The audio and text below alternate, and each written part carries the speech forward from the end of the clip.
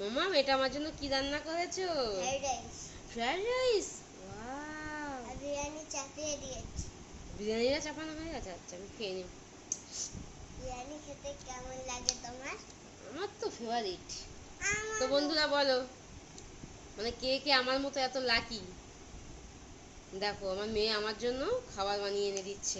আমি বসে আছি আর ও আমার জন্য খাবার বানিয়ে এনে দিচ্ছে। এটা হচ্ছে ফ্রাইড রাইস, সবাই দেখে নাও, মানে খেলনা বাটির অবশ্যই।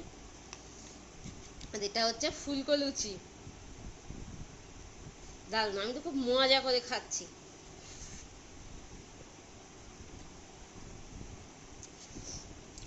এটা হচ্ছে খেলনা বাটির খাওয়া।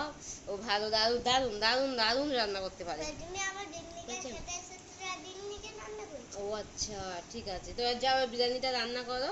ঠিক আছে, ততক্ষণ যা আমি এগুলো আমার কিছু দাও, একটু কাজ এগুলো করে নিই। দিয়েও বিরিয়ানি বানাতে পারো। আচ্ছা ঠিক আছে।